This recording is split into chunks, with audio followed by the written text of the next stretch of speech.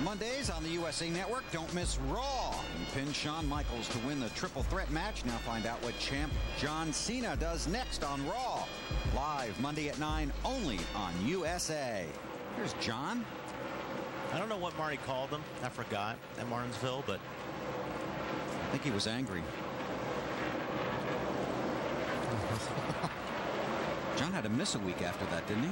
I think he got a hernia.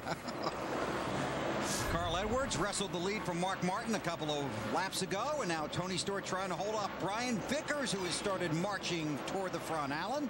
Hey, Bill, it's kind of a familiar-looking pattern if you watch the race in Atlanta last week for Tony Stewart. Started off well, led a lap in the early going of the race, and then kind of fell back a little bit, wound up finishing ninth. Remember, at the beginning of our broadcast, I asked Tony what his goal for the day would be. He said to finish ahead of all the other championship guys. 3 of them are ahead of him right now. Matt? Alan, right now about 60% of the racetrack is in shade. That's exactly what Brian Vickers wants. He says the longer we run and the more shade that gets in the racetrack, the better my race car is. It starts out free, then slowly dials itself right in. 13 top 15 finishes in the last 16 races for Brian Vickers, including 6 top 10s. Best finish this season, second at Pocono. And make it 4 here in a little, right now. There's Jimmy Johnson. Past Tony Stewart. And behind him is that other Joe Gibbs car, Denny Hamlin, in the 11, the FedEx car. 20 car does not look comfortable. Looks like it got loose right there. I don't know what the car's doing, but he was loose right there. Marty? You're pretty spot on there, Wally. I'm impressed. The car's loose to start off with. That's kind of the way you have to be with all these guys. And he goes under his teammate Tony Stewart for the 7th position. The car gets tighter, though, the longer he runs. All they did on the last stop, half pound in the right rear for Denny, who's been very impressive here. He has 2 top 10s in his very young NEXTEL Cup Series career. And as we talked about, signed to drive this 11 car for next year. And he's going to drive the Busch Series, so that's 70-plus races this young man will drive next year for Joe Gibbs Racing. And as we talked about earlier in the race, the crew guys really thrilled with the performance of their driver. It's amazing what a year can do, isn't it? Oh, boy. Last year at this time, he was not even a Busch regular, was he? His first Busch Series start was November 13th. Talking about Denny Hamlin.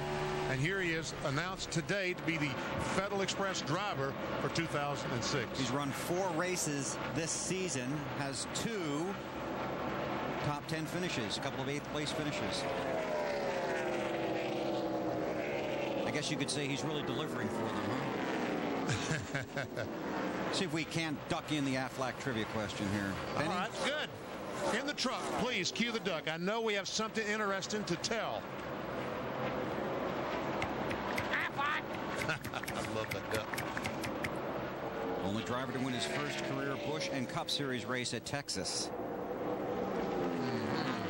That's exactly the toughest one we've come up with. The duck being very nice to us today.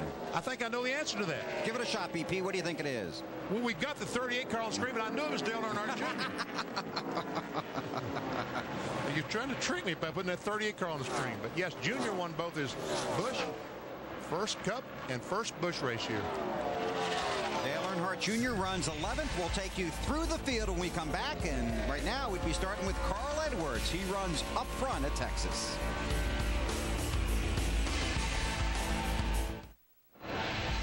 NASCAR NEXTEL Cup Series racing from Texas Motor Speedway is brought to you by Chevy, the winningest name in racing, and American Revolution. By Principal Financial Group, we'll give you an edge. By Speed Pass from Exxon and Mobil. And by Lipitor. Ask your doctor if Lipitor is right for you. 220 laps are complete here at the Texas Motor Speedway and the Dickies 500. Carl Edwards continues to lead. Finished 19th here in the spring. Won last week.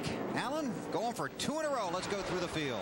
Yeah, the remarkable emergence of Carl Edwards as a winning force in the NASCAR NEXTEL Cup Series. Bill took the lead at the 300-mile mark of this race about 21 laps ago. Right now, on cruise control, continuing to be pounded by his spotter, Bobby Hudson, to be smooth and take care of his stuff, Dave. Mark Martin had a very good test here at Texas Motor Speedway. Crew chief Pat Trice told me this morning that they've used basically everything they had on that setup for their setup today. And those adjustments that they're making toward the end here, you can bet they'll go back to their notes. Dave, Casey Mears having an impressive run. Currently runs in the 3rd position. Now he lost 2 spots on his previous pit stop, then 2 spots right after the restart, slowly reeling back in the leaders.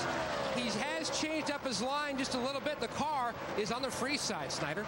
Well, Matt, one of the effects of losing a battery is that you have to shut off all of your fans, and when you do that, the handling of the car changes. That's been the case for Matt Kenseth. He is in 4th. The car has gotten tighter because he has had to shut off all of those fans. Matt? Brian Vickers telling Lance McGrew the car is really, really close. Said it was a little tight earlier. Lance said, look, you can't just tell me it's tight. You got to give it to me on a scale of 1 to 10. Meanwhile, the 48, his teammate Jimmy Johnson, the track bar adjustment they met in the last stop, he says really helped him down in turns 1 and 2 where the shade is really drastic, but he said still tight on late exit. Chad told him search around for a better line.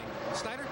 Matt, this morning Denny Hamlin told me, you know what, these mile-and-a-half tracks, they just aren't my bag. I'm not very good at these racetracks. I would beg to differ. The worst this young man has been all afternoon, 14th, and that's when he started the race. Currently he is 7th, just a little bit tight in the center of the corner. Alan? Tony Stewart continuing to slip back. He's now down to the 8th position, talking about needing help now when he gets into the corner, as well as when he starts to go back to the gas. Marty? Elliott Sadler's been struggling with a tight race car for most of the afternoon. Where they're getting it done, though, is on pit road. Chocolate Thunder, that's the name of the pit crew. Last 2 stops, they've gained them 5 and 3 positions. That never hurts your effort on the racetrack, Dave. Listen to Kyle Busch describe the condition of his race car. It's that right front problem that I told you about yesterday. You get in the corner and you fall on it and it kind of feels rough, like it's wanting to do something stupid. That's what I got right through the center. That's making me tight. Now remember, these drivers break the corners down into at least 3 parts. He talked about through the center. The problem is when they go to fix that, his car right now wants to get loose off the corner, and they don't want to exacerbate that problem, Alan. Dale Earnhardt Jr.'s periodic updates to his crew chief, Tony Eury Jr., on his car have gone from descriptions of what the car is doing in the corners to the latest transmission, which is the car is getting worse. Marty? Alan, if the folks at home keep their channel locked on NBC after the race today, they'll see Rusty Wallace featured on Dateline this evening. Rusty Wallace in the car right now, a little bit too looser than he would like, but the car was tight on the last run, so Rusty, he likes it. Alan? Matt? Marty running in the 13th position. Sterling Marlin scored his season's best finish right here at Texas in the spring, 5th. Now he says the car way on the tight side, much like it was the very first run this afternoon. Now another guy having a very good day is Dale Jarrett in the 88. He says not much has changed about the way his car is handling. It's still a little tight in the center of the corner. And the 42, Jamie McMurray, trying to get the Texaco Star up into the top 10 like his teammate Casey Mears. Hasn't said a whole lot on the radio. Just the fact that the car, much like it has been all day, Dave, is still tight. Like teammate Mark Martin, Kurt Busch tested here as well. Talked to his crew chief, Jimmy Fennig, this morning. He said we've used nothing from that test. It was a wasted test in his mind. So they've had to struggle to find the handle here. They still have not been able to do that. Right behind him, the 29 car of Kevin Harvick. On the last stop, his car went from being a little loose at the beginning to a little tight off at the end. They made a wedge and air pressure adjustment on that. As for Mike Bliss, another no changes stop. His crew chief, Booty Barker, thinking the car is good enough as it is. They don't want to mess with it too much because it's running fairly well for Mike at this point. As for the other Mike, that's Mikey. He's running the high line coming out of turn 4. Michael Waltrip on that last stop made some changes as well. His car has improved a little bit since early on in the race. Alan? Well, Ken Schrader has moved from 41st starting spot up to 20th position in his car. Just kind of hanging there at the moment. They asked him if he wanted any changes on the car. He said, no, I don't want to exacerbate anything. Actually, that's my word. Marty? Alan Martin Truex Jr. said the sun's going down, and that's making this race car have less grip out there because they're going faster. He said snappy loose, hard to drive in lap 221. 10 laps ago, he said terrible, terrible, terrible. That's how his race car is handling. Same can be said for Jeff Gordon. Unfortunately, after finishing second last week at Atlanta, Texas has not been so kind. They made 3 pit stops on their last stop. Found out the spring rubber they put in the right rear spring had fallen out. Matt? And the 43 of Jeff Green running 23rd. One of those guys just trying to work this car into a decent position just outside the top 20. The car tight much of the afternoon as we work our way into the evening. Snyder. Well, Matt, at the other Petty Enterprises car. Kyle Petty back there in the 24th position, having a hard time hanging on this race car. The racetrack is changing. Kyle said the car extremely loose for him on this run. Alan? Well, the day-long struggle for Ryan Newman in this backup car continues. He's running 25th right now. A series of transmissions talking about, I'm smoking the right rear tire off the corners. I don't know what to tell you. Maybe it's just dirty air. It's just not been a good day for the 5th place driver in points. Dave? And Alan, there are no more cars in my area to add on, and their condition might have not improved, and I couldn't find any to use the word worser on, which is what exacerbate might have meant when I said it. That's the disclaimer. So that's the top 25. Travis Kvapil runs 26th, and Ricky Rudd 27th, the last car on the lead lap. Greg Biffle is 29th, 1 lap down here at Texas. 239 laps complete here at the Texas Motor Speedway. Casey Mears has back-to-back top 10 finishes at this track, and right now he's battling Carl Edwards for the race lead, and Mears is going to take it again. He made up 3 or 4 seconds on the 99 car of Carl Edwards to take this lead. He had a rough restart after that last caution came out, and he got boxed up in traffic. He slid up the racetrack, lost some spots. I think his car takes a while to get going too. So really the 41 car needs this race to stay green as long as possible. Led 21 laps earlier in the race, Casey did. There's Ryan Newman just in front of Casey Mears, about to go a lap down, currently in the 27th position. See, Casey has worked his way forward. Mears was 4th here in the spring and 7th in the spring race of last year.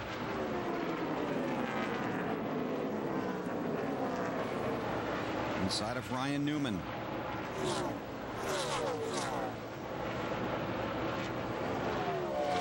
is a good run for Mears.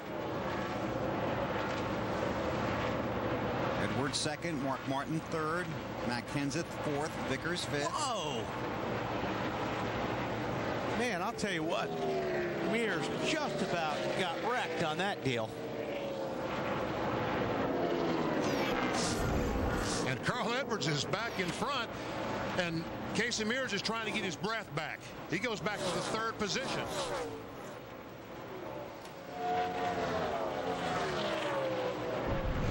Go back and take another look at it. I think Newman just got him loose, getting off of turn 4. See, you got it. We talked about this earlier on the Home Depot virtual cross. Yeah, that's exactly what happened. Took the air off the trouble. And this time the 12 car comes spinning down the front stretch. Caution is out. Newman has it pointed in the right direction. 4th caution of the day. You're not eligible for the lucky dog if you caused a caution, are you? No. Yeah, I'm good. He just got loose on that one. Sure did. Through the grass. I think he maybe said, "You're just a lucky dog." I reckon.